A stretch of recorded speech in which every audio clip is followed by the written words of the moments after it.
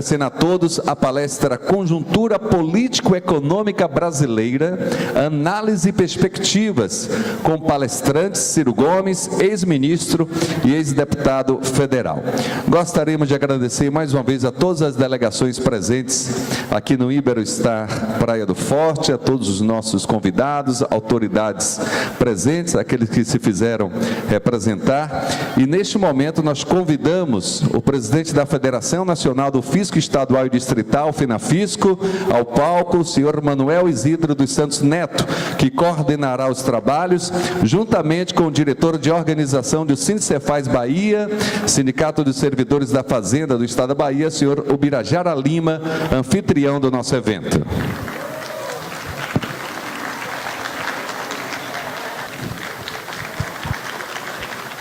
Antes de iniciarmos as falas aqui da mesa e a nossa palestra, todos os senhores e as senhoras que não pegaram ainda a camisa ao término, nós vamos convidar todos para uma foto coletiva. Então, por gentileza, podem pegar ali na entrada aqui deste teatro a camisa desta nossa campanha da PEC 186/2007. Então, todos os senhores, por gentileza, e as senhoras, para pegar a camisa.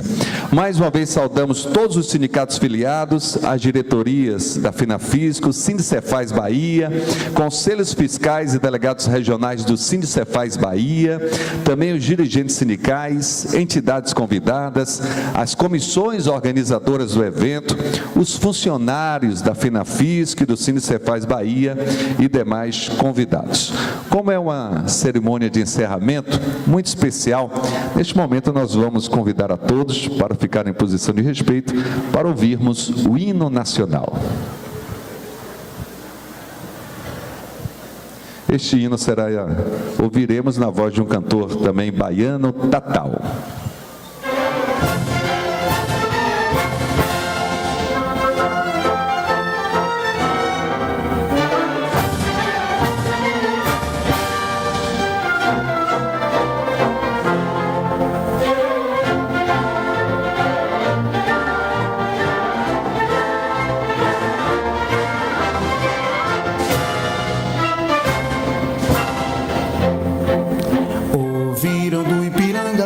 Plácidas de um povo heróico, brado, retumbante, e o sol da liberdade em raios fúlgidos brilhou no céu da pátria nesse instante. Se o penhor dessa igualdade conseguimos conquistar com braço forte, em teu seio, ó liberdade, desafio nosso peito à própria morte. Ó pátria amada, Brasil, um sonho intenso, um raio vívido de amor e de esperança a terra desce. Se em teu formoso céu risonho e límpido a imagem do cruzeiro resplandece, gigante pela própria natureza, és bela, és forte, impávido colosso, e o teu futuro espelha essa grandeza. Terra dourada, entre outras mil, és o Brasil, pátria amada, os filhos deste sol, as mãos, gente, pátria amada, Brasil.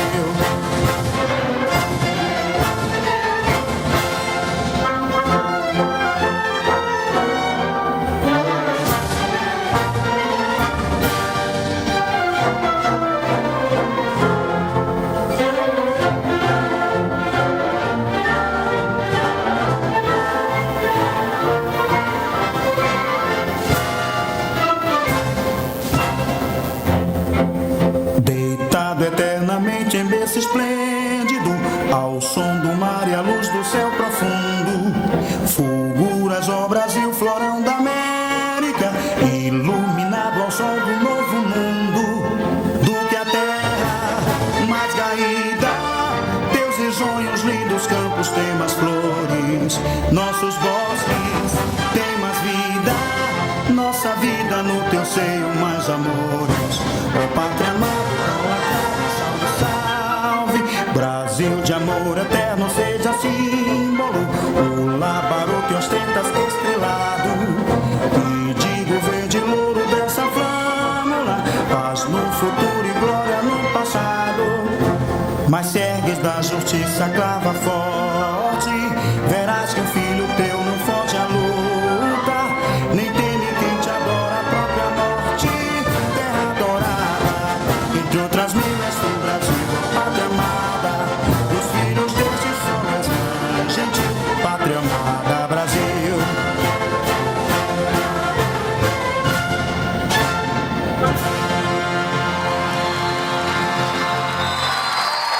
Podemos sentar. Somente para ressaltar, este hino que acabamos de ouvir foi gravado no Teatro Castro Alves com a Orquestra Juvenil da Bahia, Neo Gibá. Senhoras e senhores, o nosso palestrante, Ciro Ferreira Gomes, é dono de um vasto e brilhante currículo político e administrativo. Em 1982, com 25 anos, elegeu-se deputado estadual. Em 1986, reelegeu-se deputado e logo assumiu a liderança de governo de Tasso Gereissati na Assembleia Legislativa do Ceará. Em 1988, Ciro foi eleito prefeito de Fortaleza. Em 90, aos 32 anos de idade, venceu as eleições para o governo do Ceará, tornando-se o mais jovem governador da história do país. Também foi reconhecido como o governador mais bem avaliado do Brasil. A convite do presidente Itamar Franco, Ciro Gomes assumiu o Ministério da Fazenda com a missão de enfrentar e vencer uma grave crise que ameaçava o então nascente Plano Real. Ciro foi candidato à presidência da República nas eleições de 98 e 2002. Convidado pelo presidente Luiz Inácio Lula da Silva, Ciro Gomes assumiu o Ministério da Integração Nacional. Já na eleição de outubro de 2006, candidatou-se a uma cadeira de deputado federal, sendo o mais votado proporcionalmente de todo o país. Ele obteve 667 mil votos, o equivalente a 16,19% de toda a votação dos cearenses para a Câmara Federal.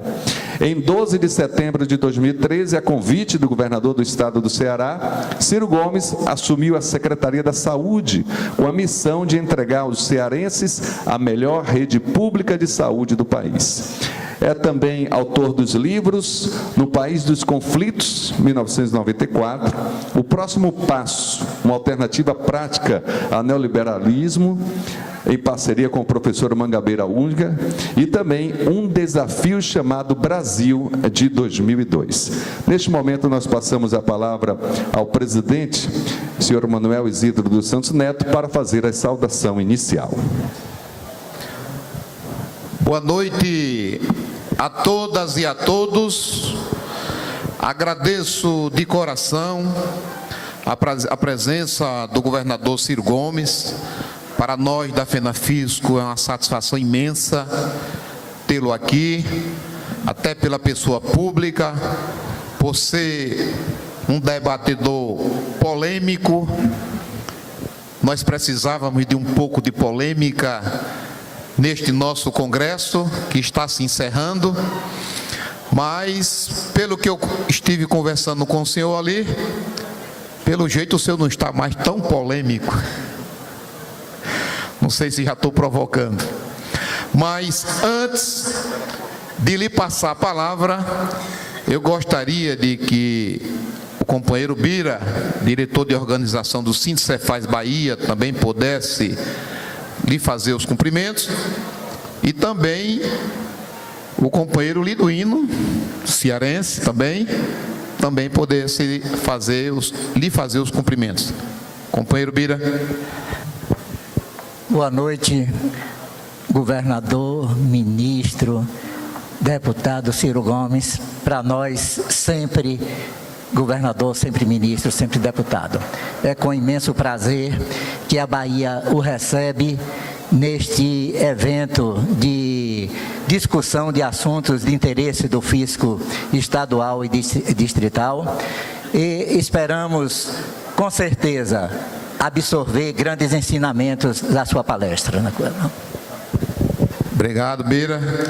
Liduíno. Boa noite a todas e a todos. Governador, é uma imensa honra recebê-lo aqui. Eu fui um dos responsáveis pela programação e achei que no final a gente deveria encerrar com chave de ouro.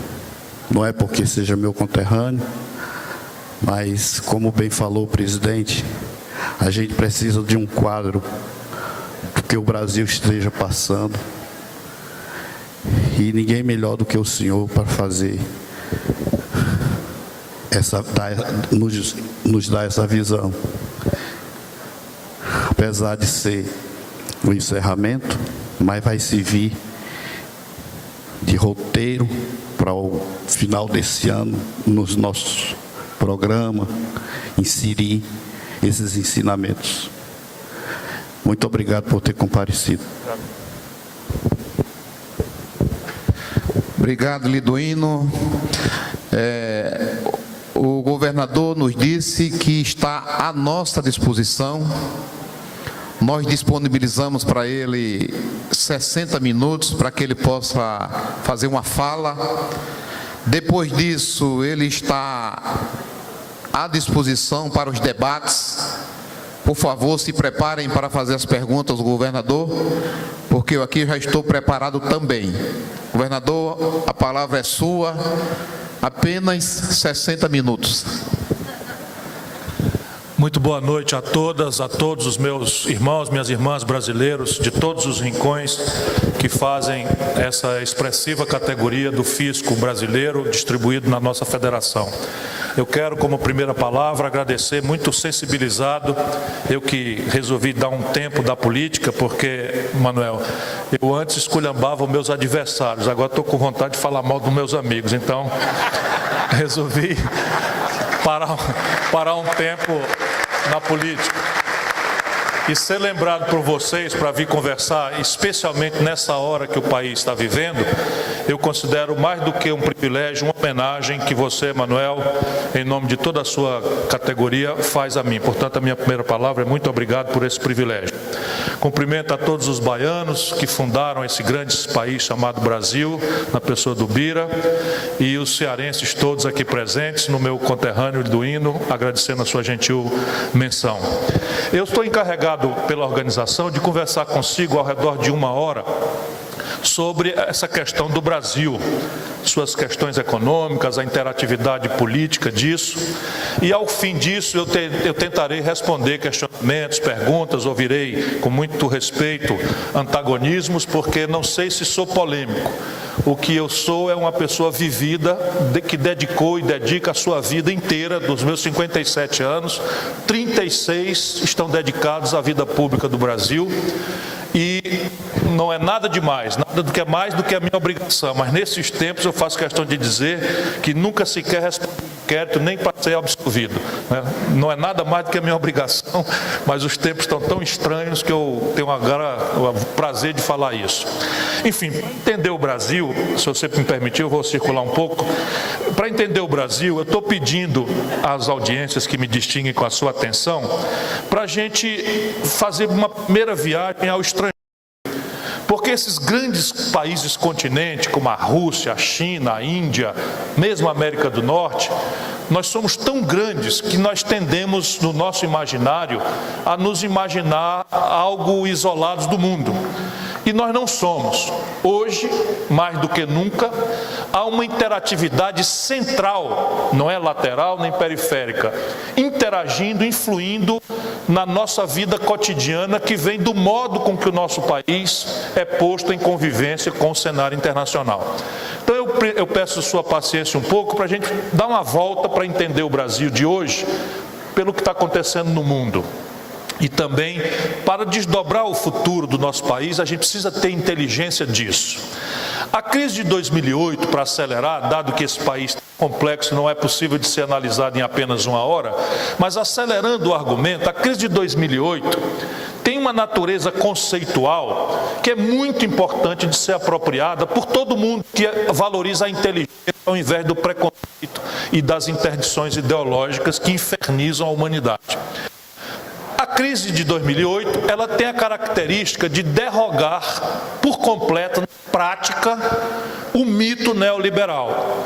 O mito neoliberal, basicamente, aproveita as caricaturas de um Estado que que normalmente pode apresentar distorções de corrupção, de ineficiência, de frustração para a população, hipertrofia e caricatura essas distorções e tenta oferecer uma solução mágica para o conjunto da sociedade.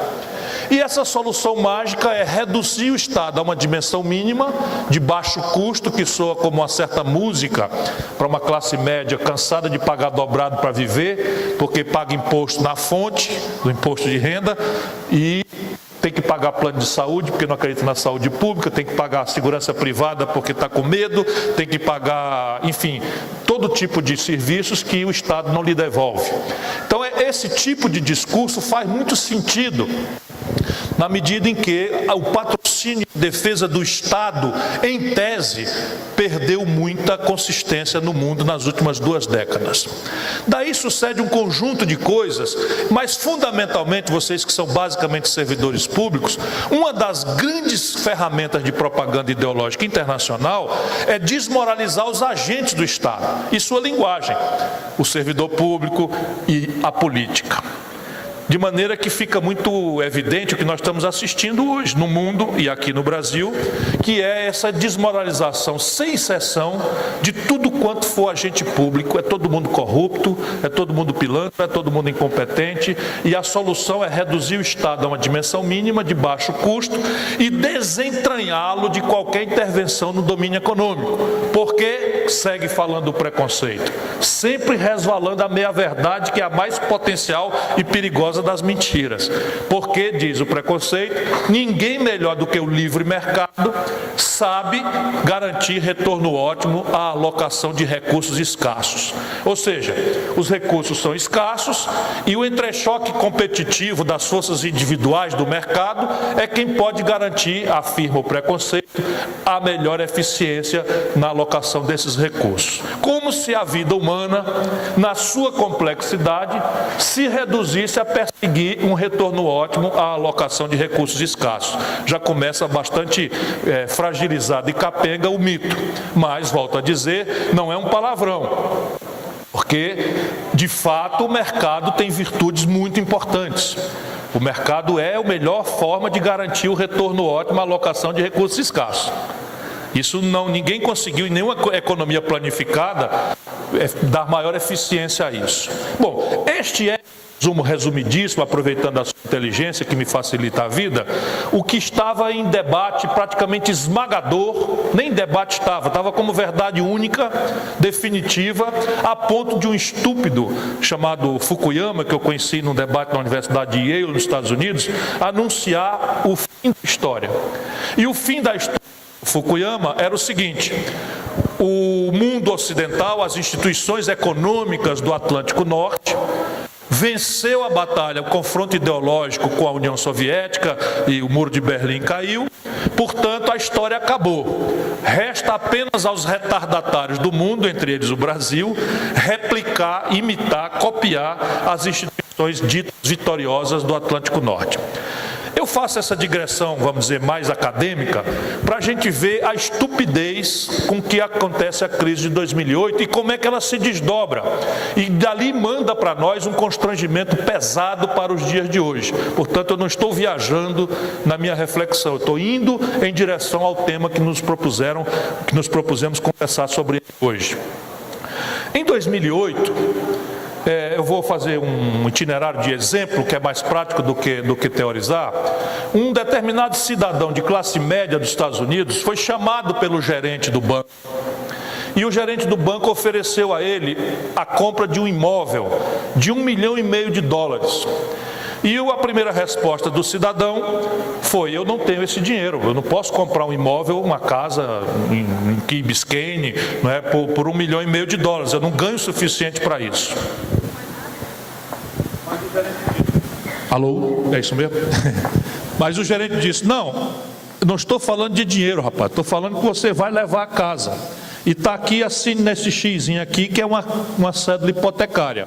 Eu vou lhe dar 5 anos de carência, você nesses 5 anos não paga nada, e vou lhe dar 36 anos para você pagar a casa, sendo que, repare bem, essa casa, a mesma casa com o mesmo metro quadrado, 5 anos atrás valia $500 mil. E hoje ela vale 1,5 milhão. Daqui 5 anos ela vai valer 4,5 milhões, 5,5 milhões de dólares. Então você não se preocupe, põe a assinatura aqui nesse xizinho, leva a casa, bota os meninos para dar um tibungo na piscina e daqui 5 anos você começa a pagar, a casa já está valendo uma coisa. Se você de todo não quiser, você vende a casa de volta e ainda fica com o troco grande. E isso aconteceu.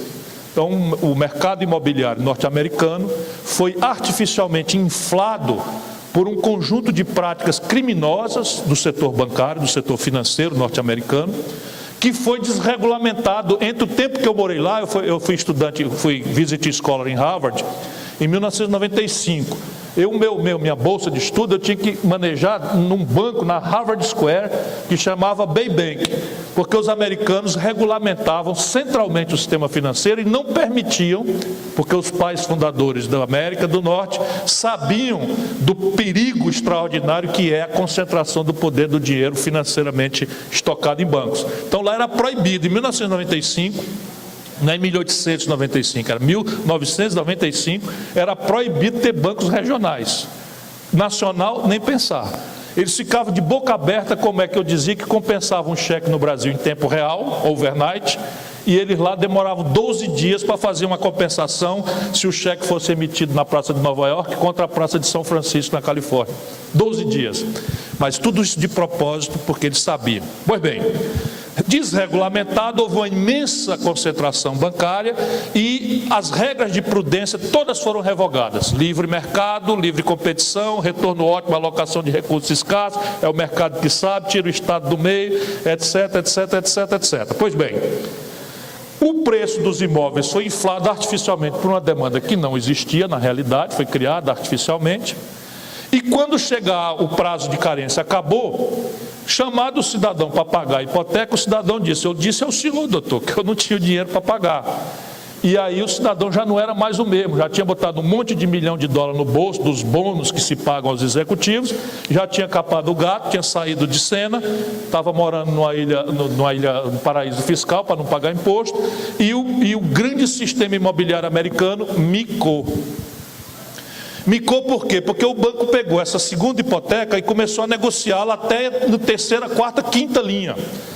E com a mesma conversa: olha, essa casa valia 1,5 milhão, valia 500 mil, está valendo 1,5 milhão, o caba já assinou, e daqui 4 anos ela vai valer 5,5 milhões, você me paga 5 milhões e leva a hipoteca agora e ganha 500 mil, na verdade você vai ganhar mais, enfim, um verdadeiro cassino. Quando acontece no limite, isso eu estou fazendo uma caricatura para abreviar essa explicação da crise e para ver como na prática a conversa é outra. Quando puxar as contas, o sistema financeiro mais poderoso do mundo quebrou. O sistema financeiro norte-americano quebrou. E aí, sistema financeiro não pode quebrar. Por que o sistema financeiro não pode quebrar? Ao contrário do laissez-faire da retórica liberal, que os bons sobrevivem na competição, os maus quebram em defesa do consumidor, em defesa da livre competição. O sistema financeiro não pode quebrar porque ele é o hospedeiro da poupança da sociedade como um todo.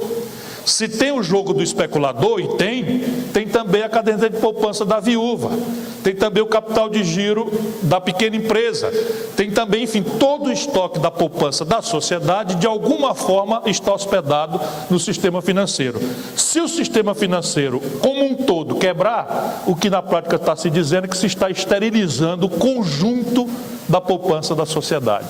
Resultado: alguém foi chamado para indenizar a ruptura extraordinária.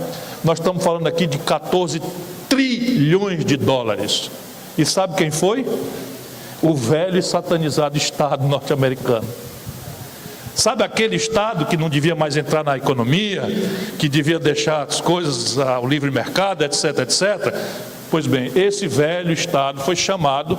E como o Estado não produz riqueza, o Estado norte-americano tirou do conjunto da sociedade, do povo contribuinte americano, 13 trilhões de dólares para sanear a conta do sistema financeiro quebrado. Isso se desdobrou para a Europa, se desdobrou globalmente, e como eles detêm o padrão de troca internacional, o dólar, e nós precisamos falar sobre isso daqui a pouco, né, isso acabou tendo efeitos e consequências para o conjunto da sociedade global. Mas o que importa para nós agora, resumindo a consequência dessa crise, é que os americanos que já tinham uma dívida muito grande, esse holofote aí é necessário mesmo? Eu queria enxergar a turma aí, obrigado. Eu não consigo ver as pessoas, aí eu fico desorientadinho. Para tortura, o cara bota o holofote, fala as coisas. Eu pego ali. Não, obrigado. Só se for necessário, você liga, tá bom? Então, o que fica para nós na prática? Fica para nós na prática que a dívida americana, que já era gigantesca, galopou enormemente. E a sequência da dívida é o custo que ela carrega, os juros que ela impõe anualmente. E aí a economia norte-americana entrou num processo de grave esfriamento, porque está com um déficit gêmeo, tem um déficit comercial monstruoso e um déficit fiscal absolutamente mais monstruoso ainda. E havia ali uma grande interdição política contra as iniciativas do presidente Barack Obama. Resultado prático, esfriou o maior motor econômico do planeta, que ainda é a América do Norte, que é a maior cultura do mundo, é a América do Norte. Como a consequência, desdobrou-se nos mesmos mitos, conceitos e preconceitos na Europa. Também na Europa houve, na sequência dos americanos, aliás, quem pioneiramente sistematizou isso foi uma britânica, a Margaret Thatcher, houve o mesmo problema, a mesma crise e o mesmo problema de financiamento do buraco do sistema financeiro europeu com recursos públicos do conjunto da sociedade. Resultado, a Europa, que já não estava tendo grandes possibilidades de crescimento econômico, entra em grave estagnação, porque inclusive perde, na medida em que se unificou a Alemanha com sua extraordinária produtividade, com Grécia, com Irlanda, Portugal, que são completamente diferentes. Há inclusive uma piada mórbida, né, que diz na Europa que os alemães conseguiram pelo euro, pela unificação do euro, o que não conseguiram em duas grandes guerras mundiais, que era o domínio do conjunto da Europa pela questão do euro. E isso está muito flagrante, embora seja uma piada de muito mau gosto do ponto de vista político, vai que eu seja um dia uma coisa importante aí, ninguém pode pegar uma gravação minha dizendo que eu estava fazendo piada de mau gosto aqui, né? Então foram eles que contaram a piada, eu só reproduzi denunciando que era de muito mau gosto. Segundo o maior mercado comprador do mundo, entra em congelamento, não compra mais. O que acontece se o maior mercado comprador do mundo esfria?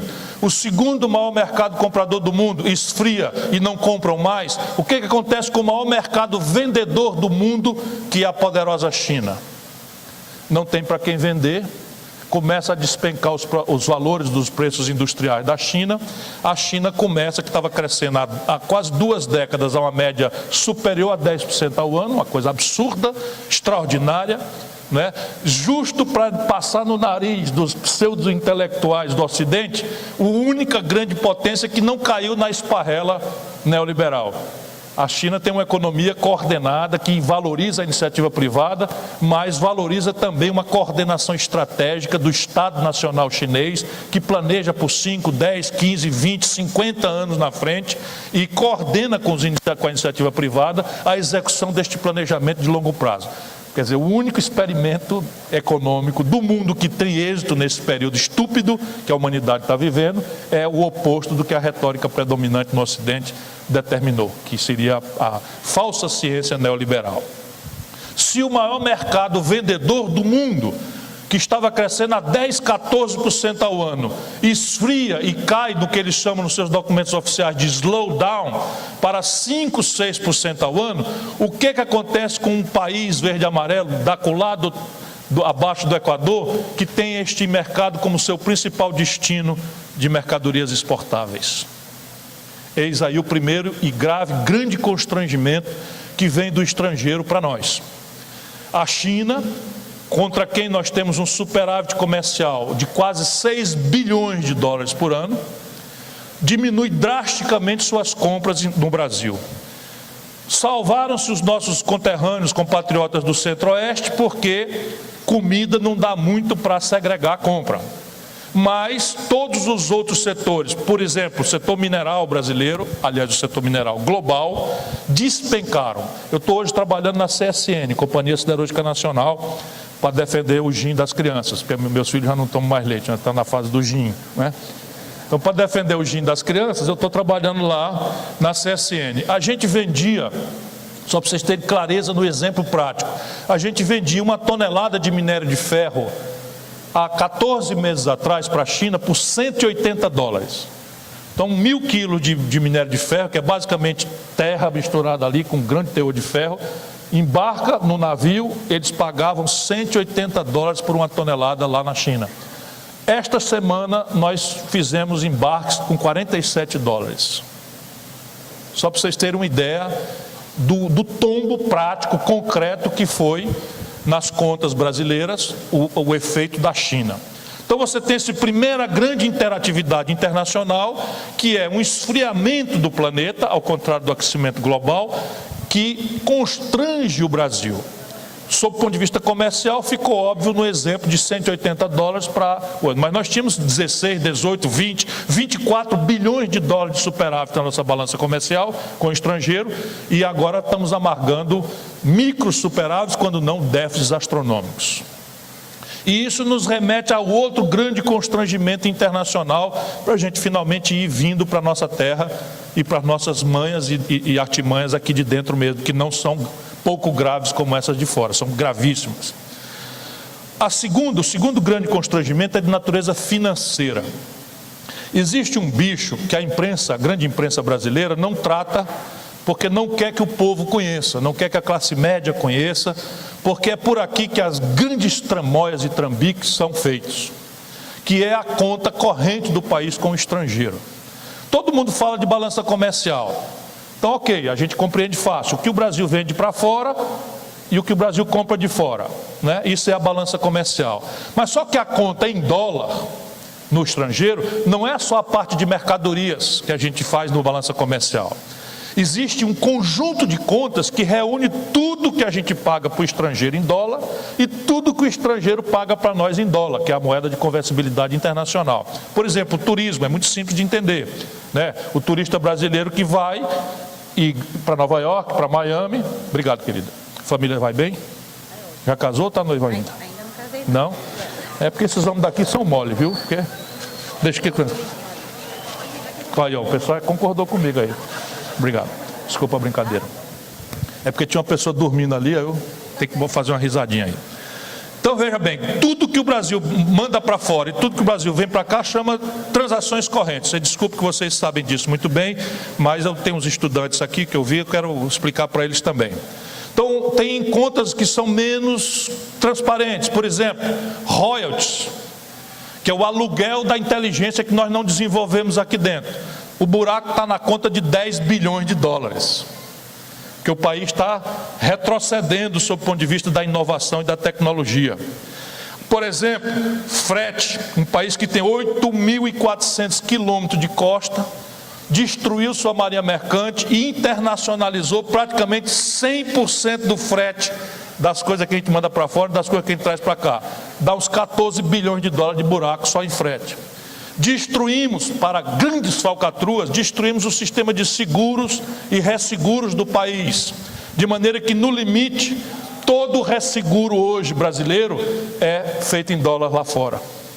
Então você contrata uma seguradora brasileira, mas o resseguro já está tendo que ser no estrangeiro. Enfim, quando você faz esse conjunto de contas, que são as transações correntes, que deveria ser um dado extremamente popular, e já eu explico, porque nós estamos vindo de fora para dentro. Não é, mas a conta é que nós estamos com os piores números nas transações correntes do Brasil com o estrangeiro, no pior desequilíbrio, no pior déficit, desde que se mede esse número quando acabou a Segunda Guerra Mundial. Terminou o ano passado, o Brasil, entre o que mandou para fora e o que trouxe de fora, faltaram $82 bilhões. Nunca ninguém tinha ouvido falar nisso, desse volume.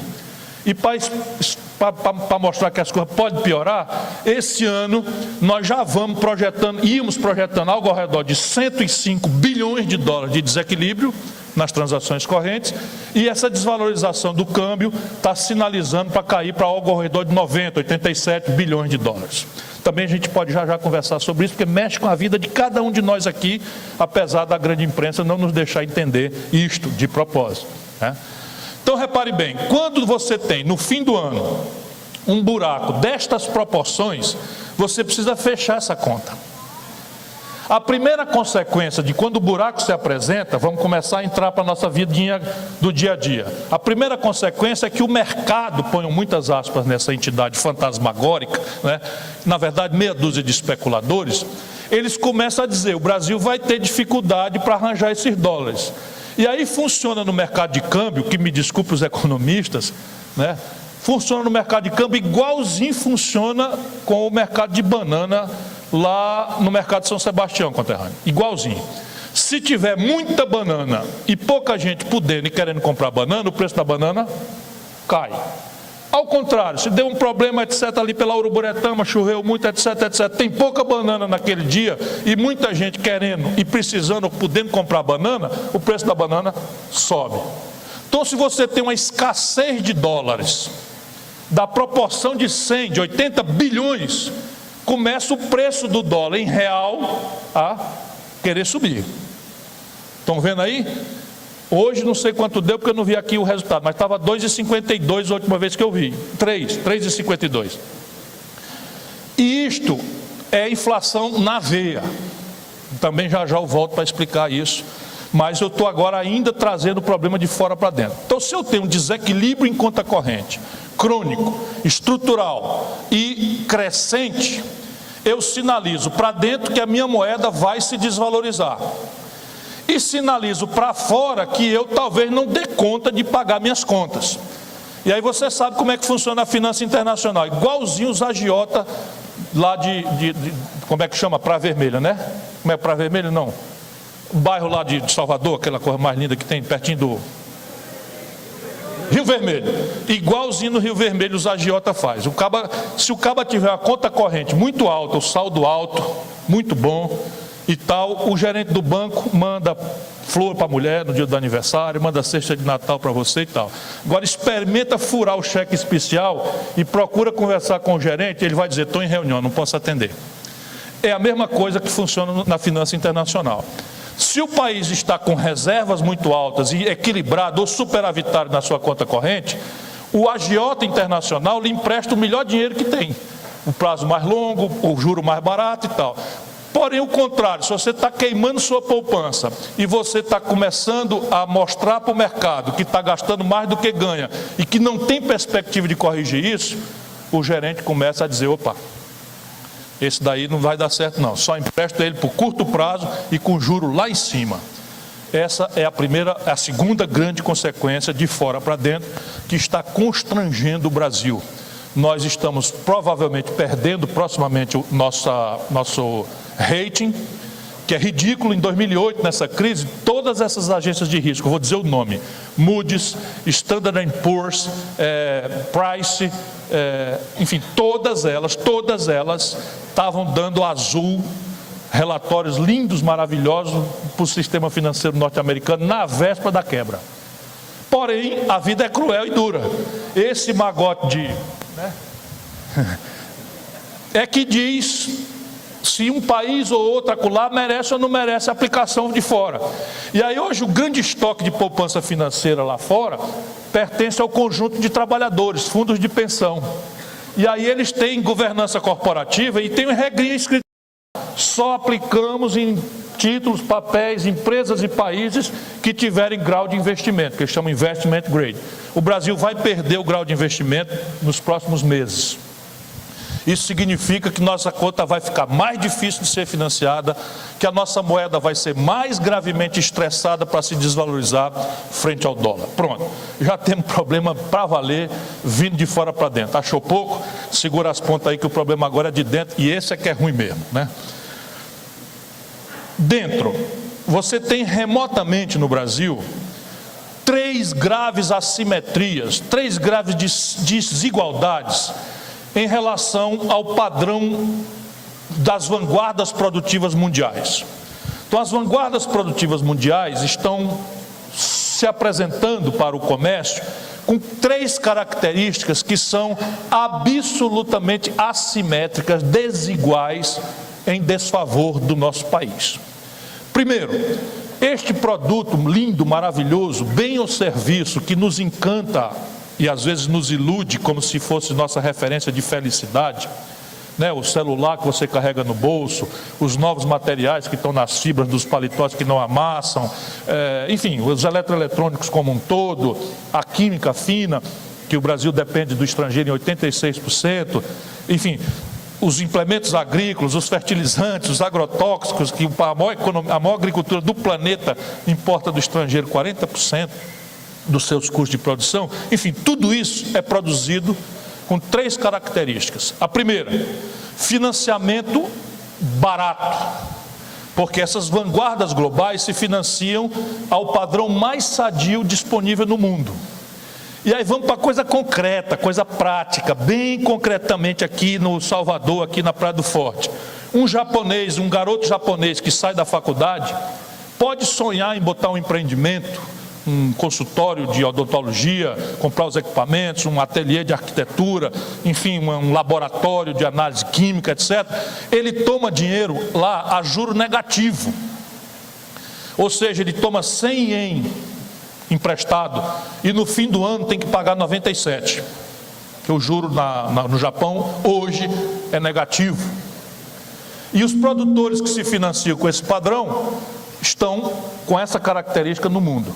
No Brasil, nós temos a equação mais cara e mais onerosa de financiamento do planeta. Qual é a explicação disso? Manipulação, 70%, 30%, falta de estratégia, desequilíbrios fiscais crônicos que nós tangenciamos e não queremos abordar, como se a gente adiar os problemas fosse resolvê-los. Por exemplo, o problema previdenciário. Vocês sabem o que é um buraco negro? Eu, nas horas vagas, estou estudando cosmologia e física quântica, para tratar a minha ignorância. Então, existe um corpo no universo, um corpo no universo, que tem uma gravidade tendente ao infinito. E essa gravidade é tão poderosa, tão forte, que ela atrai para dentro deste corpo tudo que está ao seu redor, a partir do que eles chamam de horizonte de evento.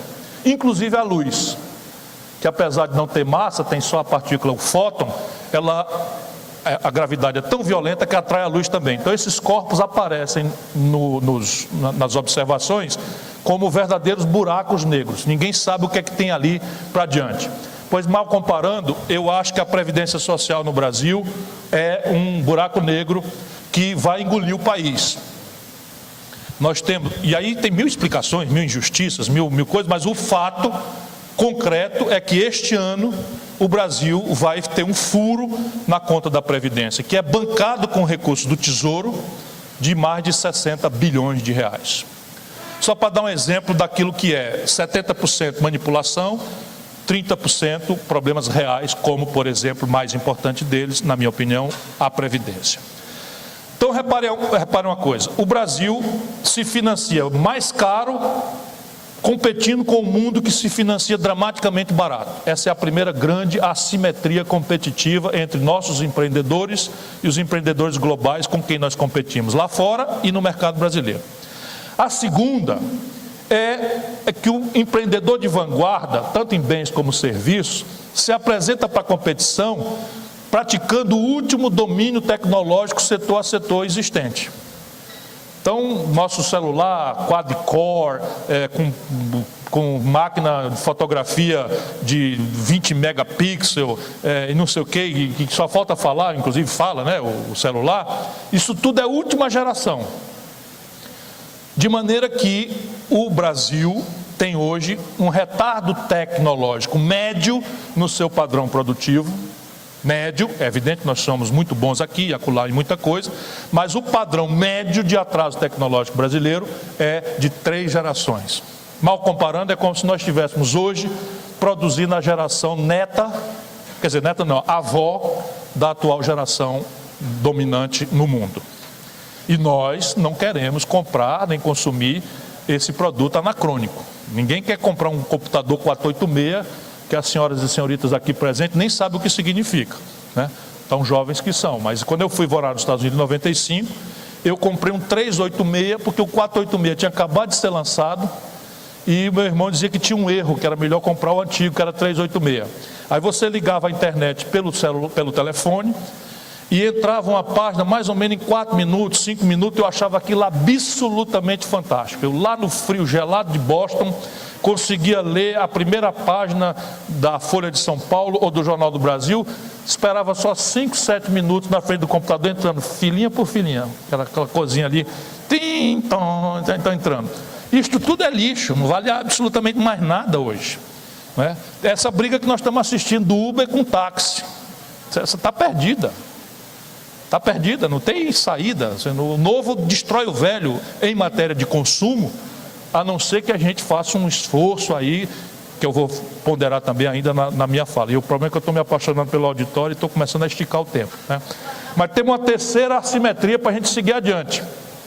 E essa nós precisamos aprendê-la, todos nós, porque isso vai estressar o globo, vai estressar o planeta, já está, e vai coagir o Brasil de forma muito constrangedora se nós não nos acautelarmos com um projeto bem feito, que é o que nos falta na prática.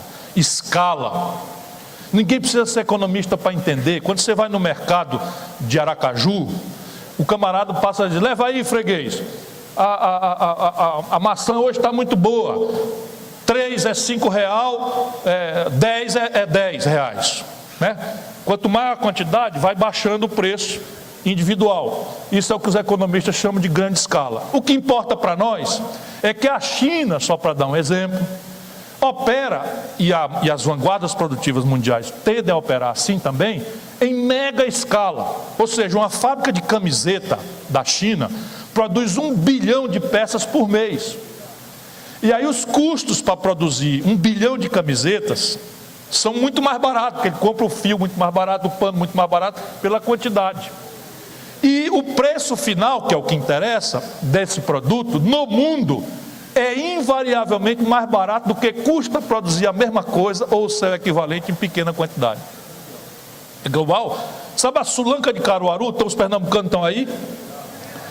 Pois bem, está chegando um jeans em Caruaru, uma calça jeans, está chegando mais barata lá do que a negada da Sulanca de Caruaru está conseguindo produzir. Inacreditável. O contrabando e a importação de jeans chineses está estressando um ambiente de economia absolutamente exótica, porque é protegida do fisco, não tem imposto, não tem nada ali, a negada faz avulso e tal. E por quê? Por causa da escala. Então repare bem, invariavelmente eu vou repetir, um bem ou serviço prestado em grande quantidade, o preço final dele é mais barato do que custa produzir a mesma coisa, ou o seu equivalente, em pequena escala.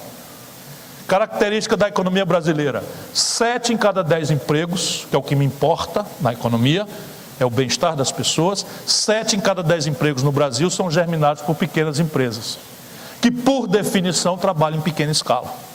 Então agora vamos juntar as 3 assimetrias para a gente entrando no país. Primeiro, juro mais caro contra juro mais barato. Segundo, tecnologia de ponta contra o extenso retardo tecnológico. Terceiro, economia de pequena escala vis-à-vis uma economia de mega escala global. Esse estresse também está acontecendo de fora para dentro no Brasil.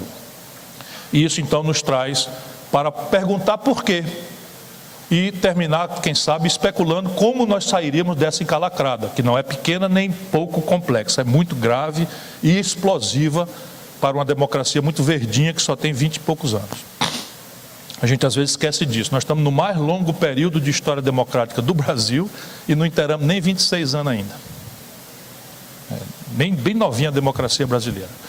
E quero falar sobre isso hoje, porque eu não sou um observador da cena nacional, sou um militante, estou aqui como militante. Por que o Brasil tem que ter a taxa de juros mais alta do mundo?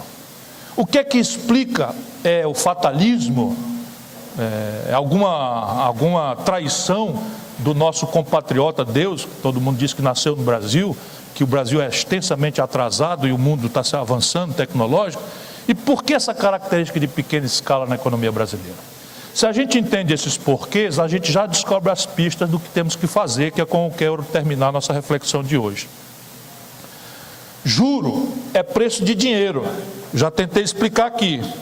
Se você tem necessidades de financiamento muito gravemente desequilibradas, o preço do dinheiro para você pagar este desequilíbrio tende a ser muito mais alto e tende a ser de prazo muito arisco. Entretanto, nós brasileiros temos que separar o joio do trigo, porque a nossa grande imprensa está inteira, sem exceção, o que é absolutamente lamentável ter que dizer, entregue aos bancos. Abram a revista Veja e contem quantas páginas de reclame, de anúncio, tem os bancos, a indústria automobilística e o governo. Aí vocês vão entender por que não tem espaço para um debate plural, para divergência, é todo mundo na mesma linha, todo mundo com o mesmo conjunto de estupidez. Não interessa que a experiência internacional, não interessa que a experiência acadêmica, intelectual tenha revogado estrepitosamente a mitologia.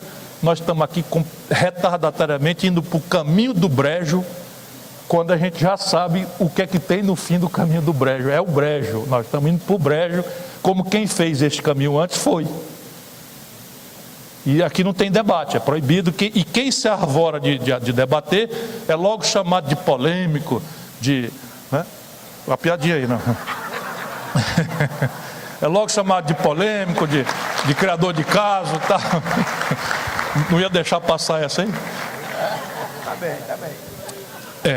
Então, esse problema, uma parte dele, será que saindo aqui da microfonia? Uma parte dele é pura especulação.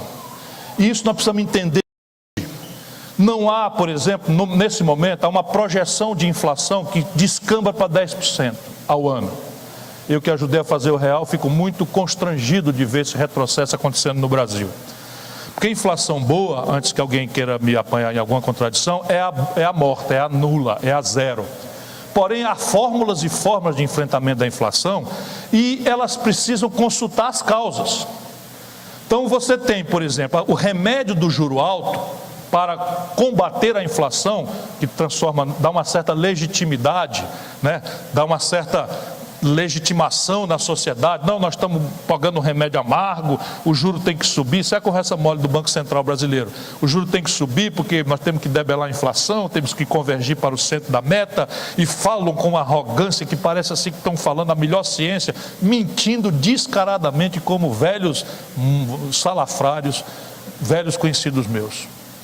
Porque, repare uma coisa, sabe de onde é que vem 100% da inflação brasileira hoje existente? Quer ver? Repare na conta de vocês. Vem de duas causas.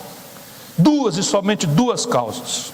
Primeira, preços administrados pelo governo.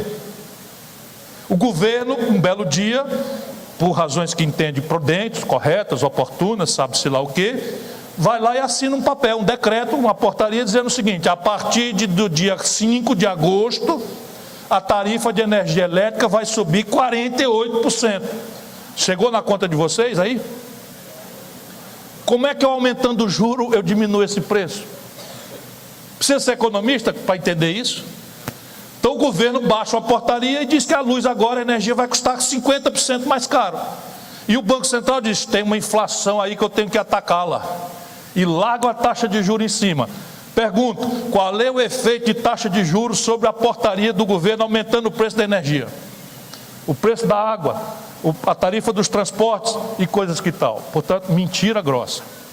Segunda razão, e esta nós precisamos entender popularmente, nós precisamos ajudar o nosso povo a entender, é câmbio. Câmbio, nós aprendemos com o Plano Real, que é um preço relativo que contamina a curto e médio prazo 100% dos outros preços. Também ninguém precisa ser sofisticadamente economista para entender. O povão não compra dólar, ok, o povão não compra dólar, mas o povão anda de ônibus. Ônibus, a principal insumo da tarifa é diesel. Diesel é petróleo, e petróleo é uma commodity internacionalmente cotada em dólar. Se há uma apreciação do valor do dólar, eu vou precisar de mais reais para comprar a mesma passagem, porque o preço dela subiu por causa do câmbio. O povão não compra dólar, tá bom? Eu estou sabendo que o povão não compra dólar, mas o povão toma remédio.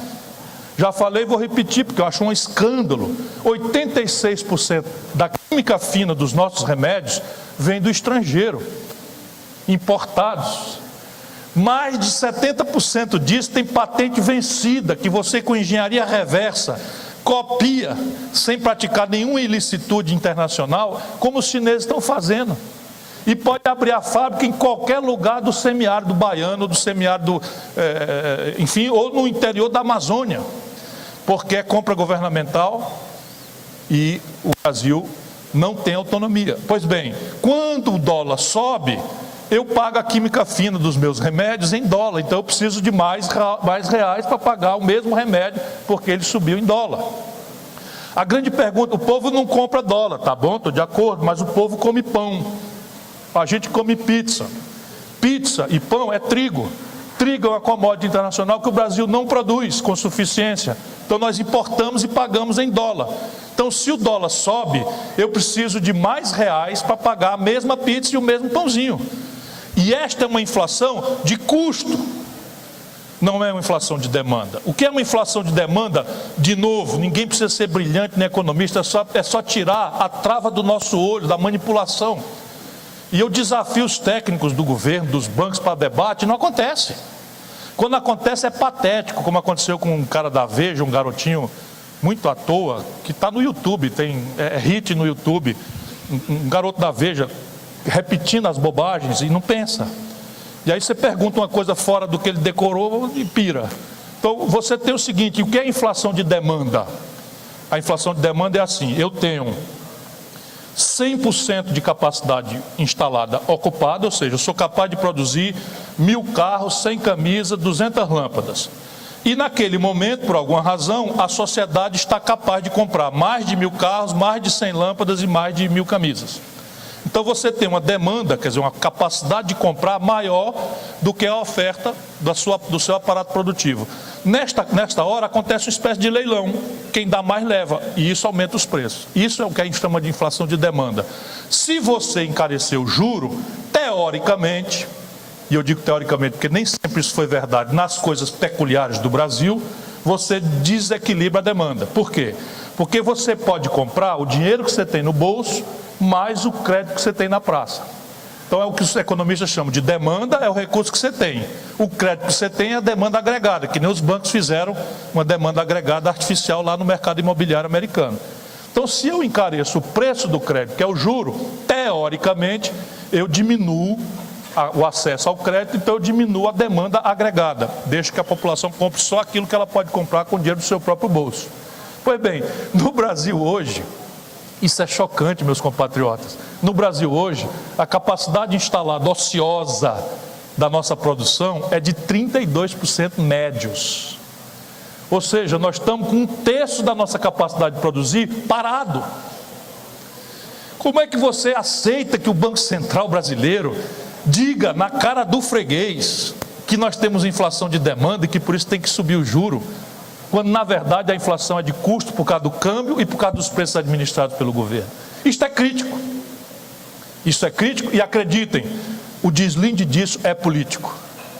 Por isso que a política, que é a linguagem do Estado, tem que ser desmoralizada, por isso que o servidor público tem que ser desmontado, desmoralizado, o serviço público tem que ser coagido e tal, porque não pode deixar essa energia fluir para equilibrar o debate, porque é tão estúpido que só tem um caminho, é o preconceito, a satanização, porque se deixar pensar, não fica como está. Então, você tem essa questão do desequilíbrio no Brasil, por conta disso, e você tem um problema que é remoto. Basicamente, a saúde do financiamento de uma economia vem do estoque de formação bruta de capital que essa economia é capaz de produzir ou não. Desculpa, eu vou explicar. Quando você termina o ano em casa ou na sua família, você gasta uma parte do que você ganhou e guarda outra. Isto é o que em tese se chama formação bruta de capital. É o estoque de poupança que a sociedade, pelo seu conjunto, pessoas, famílias, empresas, governo, fazem de economia para poupar e investir no ano seguinte. Então a formação bruta de capital do Brasil é criticamente baixa e está caindo. Por isso nós temos um financiamento doentio, assimétrico em relação ao mundo. Só para vocês terem uma comparação, a China, quando terminar o ano de 2015, a China vai guardar 43% do que produziu. Então ela produz 100 e guarda 43 para a formação bruta de capital interna, quase a metade. A Europa, a velha Europa, com todas as suas dificuldades e a sua crise, tem em média, guarda 36% do que produz para rodar a traquitana do ano seguinte. O Brasil chegou no máximo no governo Lula, no primeiro governo do Lula, a 17% do PIB de poupança, formação bruta de capital, e agora está despencando para menos de 14%, está descendo para 13% do PIB. Então, na verdade, nós estamos comendo praticamente tudo que nós produzimos, e aí não sobra nada para a gente girar a traquitana. E isso é todo um processo de formação de opinião. Na questão da Previdência, por exemplo, todos os debates foram enviesados, como se os aposentados fossem os culpados, como se, aí diz o mercado, como se aposentado fosse uma coisa inútil, uma peça inútil ao processo produtivo, como são as crianças, etc. Essa é a visão que eles têm. Está tudo errado. A questão básica é refrasear para a gente entender o problema. Nós queremos deixar para os nossos filhos, perguntaria eu, uma dívida ou uma poupança? É do que se trata. Concretamente, vamos em algum momento reunir o país e botar em discussão fraterna. Nós queremos deixar para os nossos filhos no futuro uma poupança ou uma dívida. Os americanos estão claramente decididos a deixar para o seu futuro, para suas crianças, uma dívida, se aproveitando de uma atipia que ainda vai demorar pelo menos 2 ou 3 décadas se mantendo, que é o fator único que só eles dispõem de imprimir o dólar. Então os americanos pintam um papel de verde e emitem no estrangeiro, é reserva de valor para a China, para o Brasil compra carne da Argentina e do Uruguai, tem que pagar em dólar, quando a nossa moeda é o real, deles é o peso, porque a única moeda, termo de referência internacional, ainda é o dólar. Mas um dia essa casa cai. Se a China, por exemplo, transformar o yuan em reserva de valor, antes disso haverá uma grande convulsão global, provavelmente uma guerra mundial. E os chineses sabem disso e não vão fazer tão cedo. Mas não demora muito mais. Mas fora os americanos, todas as sociedades maduras, sadias, constroem regimes de poupança para prevenir o futuro dos seus filhos. E nós precisamos colocar isso em discussão. Então esta é a razão da nossa assimetria. E o nível de formação bruta de capital de um país não é como se propaga na mitologia neoliberal, tosca, ignorante, burra e já demonstrada pela desmoralização de 2008. O nível de formação bruta de capital de uma nação não é consequência fatalista das forças do acaso. Não é porque aconteceu por acaso, aqui, ali, alguém foi, alguém deixou e aconteceu. Não. Podem crer, é experiência concreta, o nível de formação bruta de capital de uma nação, ou seja, o seu estoque de poupança para lastrear o seu investimento, é consequência de arranjos institucionais que a política, a danada da política, faz ou deixa de fazer. Faz direito ou faz mal feito. E isso não tem alternativa. Não tem alternativa. E assim é claramente como é que você desenha o seu sistema previdenciário, como é que você desenha e regulamenta seu mercado de capitais, como é que você vincula a poupança de longo prazo ao investimento de longo prazo da sociedade. São todas essas ferramentas, institucionalidades que a política, e só ela faz ou deixa de fazer. Faz direito ou faz mal feito? Temos clareza disso. Depois a pergunta que se impõe é: por que esse atraso tecnológico, se nem sempre foi assim? Na década de 50, quando acabou a Segunda Guerra Mundial, vamos ter clarezas disso, que isso é bom também. Eu falo dos problemas, mas eu sou um convicto patriota brasileiro, e isso aqui vai ser exemplo para o mundo. Na hora que a gente se livrar da estupidez, da cupidez, da imbecilidade, conceitos, tudo bem, a corrupção fede, é mal cheirosa, é chocante, nos deixa indignados, e temos que ficar assim. Mas o problema do Brasil ainda não é o primeiro a corrupção, sendo gravíssimo. O problema do Brasil é a incompetência, falta de imaginação dos políticos. Você vai olhar a agenda do país, é uma, e você olha o noticiário em Brasília, a esculhambação é completamente outra. Um picareta, bandido, gangster como o Eduardo Cunha, eleito presidente da Câmara Federal. Já chamei ele de ladrão, ele me processou, chamei na frente dele, e se quiser me processar de novo, eu faço que nem a mulher do piolho. Vou morrer, é ladrão, é gangster, é bandido, não pode presidir o parlamento do país. E isso é grave. E veja qual é a agenda do Brasil. Nós estamos conversando aqui de coisas concretas. Então, tecnologia, quando o Brasil acabou a Segunda Guerra Mundial, eu quero dizer isso para a gente se animar. O Brasil não produzia industrialmente nada. Isso foi ontem. Sob o ponto de vista da história de uma nação, isso foi ontem. Quando acabou a Segunda Guerra Mundial, o Brasil não tinha capacidade de produzir pá, enxada, foice, facão. Ou era artesanal ou tinha que importar do estrangeiro. Hoje, nós somos a 15ª economia industrial do mundo e estamos regredindo. Na década de 80, nós estávamos simplesmente rivalizando em setores de ponta da indústria automobilística, infelizmente sem ser nacional, mas tivemos a veleidade de ter pequenas iniciativas em eletroeletrônico nacionais brasileiras. O Raul Seixas imortalizou o sistema de som Garrara Gradiente, né? É o novo Raul Seixas, eu sou fã, né? Era um sistema de som basicamente brasileiro. A Coreia do Sul, quando isto aconteceu, a Coreia do Sul era igual a nós, não produzia absolutamente nada. Nada. Há 40 anos atrás, 35 anos atrás, o Brasil era capaz de produzir 500 mil veículos por ano. A Coreia não produzia um. Hoje a Coreia tem 5 marcas globais de automóveis. Já detém 13% do mercado norte-americano de automóveis. O Brasil tinha veleidades eletroeletrônicas, a Coreia não sabia nem o que era um transistor.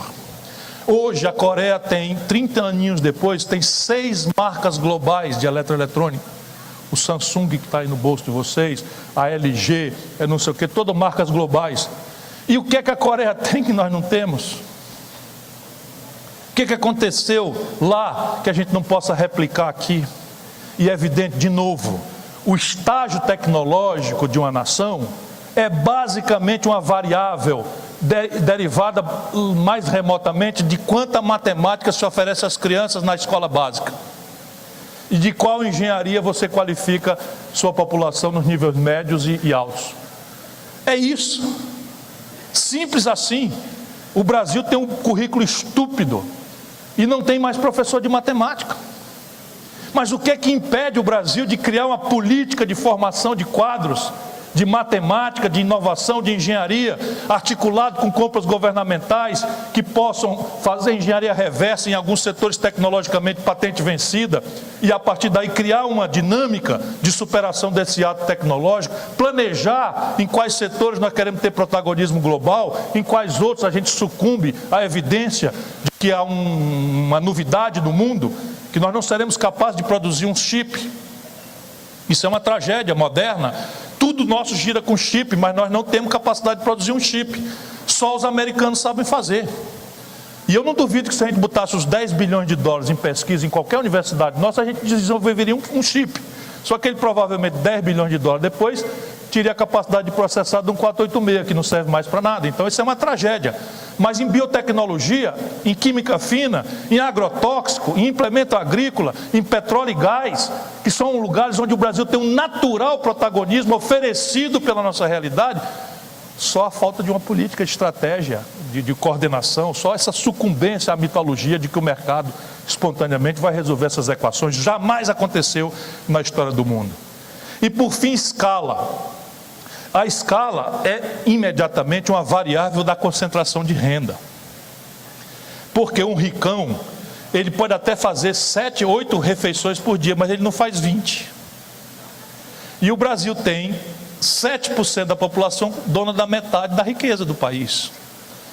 Então, ou você entra numa dinâmica de expansão dos mecanismos de distribuição de renda que começaram a acontecer e que agora começam a regredir, porque a elite escravocrata e plutocrata do Brasil não tolera a ideia de pobre entrando em avião com o pé enfiado na chinela de rabicho, puxando uma menininha toda maquiada e tal.